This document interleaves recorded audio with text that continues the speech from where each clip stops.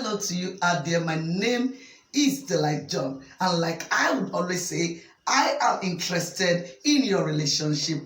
I've been taking a series on building a solid relationship by first building your relationship with God. And under this series, we have a subtopic today, which is titled Vacuum in Your Relationship.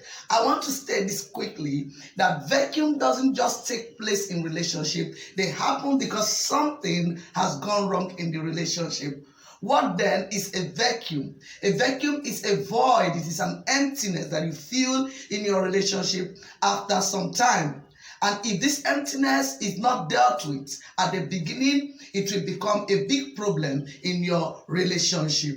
And that is why the book of Songs of Solomon, chapter 2, verse 15 says, it said, "Catch for us the forces, the little forces that ruins the vine. Our vineyards that are in bloom." That is to say that some things can destroy relationship if not attended to at the very beginning. Your relationship is your vineyard. It must be kept and put under proper observation. Why? So that it will be able to produce for you the wine that is in it, and you can have a beautiful relationship. That is why caution must be taken to make it all beautiful. Once caution is not applied in the relationship, the enemy will quickly penetrate it with your shortcoming, such as your insensitivity, your rigidity to change, your lack of spirituality, and also probably being influenced by everything that happens around you. Such can cause a whole lot of problem in your relationship. And once such start happening, the relationship will start suffering. And the moment the relationship starts suffering, vacuum will be created in the hearts of the people that are involved, the persons involved. And the moment those vacuums start coming in, the emptiness start coming in, that means the space has been created. And that space being created in the heart will cause the couples to start growing apart. And once that happens, they start growing apart, you will discover that a hunger to be fed will come into the persons that are involved. And I pray for you right now that may the Lord not allow someone else to feed the vacuum that you have carelessly created in your relationship. That is why I am standing to say this right now, that building a solid relationship requires that at the beginning of every crisis, issues are attended to. If not attended to, it can create a whole lot of trouble. It starts small, but at the end of the day, it becomes a mountain. And I pray that the mountain will be leveled by God himself in Jesus' name, but it will not get to that stage. What then could be the causes of a vacuum in relationship? What causes the heart to feel empty in a relationship that was once filled with joy and hope and bliss and everything was in place? What are the causes? The first thing I'm going to look at right now is negligence. Negligence, I'm going to touch some part of negligence. Negligence, I start with this. Some of the things that you once did in the relationship that were really making the relationship so beautiful. Those things that your spouse was attracted to at the beginning of the relationship. Those little things you did that made him so happy, made her so happy. The moment you stop doing them, definitely you are creating a vacuum in the heart of that particular person, because the person from time to time will be tasting to have such moments with you again. Do not confuse love and attraction. Attraction is something I saw in you that brought me close to you. Love is I'm accepting you the way you are. Yes, it is true. But when we're to keep your relationship together, the attraction must not die, because that attraction is what made you unique in the first place.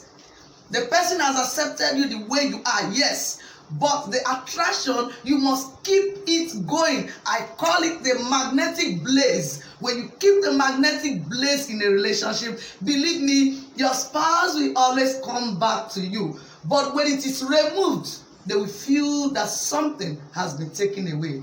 Because once it was there, so the moment you remove it, it will be felt. The person immediately will know that something has left. And that is how vacuum starts. Another way of the negligence is when you stop looking, when you stop attending to things that you ought to attend to. When you no longer count the normal things that you ought to have done. When you no longer look at them and appreciate them. When you no longer notice their looks and say, I love the way you are looking. Those are little things that count in relationship. And believe me, have you ever gone out with your spouse whom you have not acknowledged for some time or appreciated for some time, and all of a sudden someone comes and says, oh wow, you look so beautiful. You see them blushing. They feel so happy. They feel good inside them. And sometimes some of them will look at it, yeah, you were supposed to have said that to me before now. You see, that is because there is a void inside them craving to be attended to. So if you leave those things and you neglect them, you feel they are insignificant, and actually to your spouse, they are the little things that are very significant to them. Automatically, you are creating a vacuum. And believe me, I tell you this, take it. Care is a dangerous tool to use to get anybody. In fact, I would say this emphatically, that it is rare for people to resist care. Everybody wants to be attended to. When you don't attend to those things, you will see trouble will be cooking and you don't even know. There is another thing.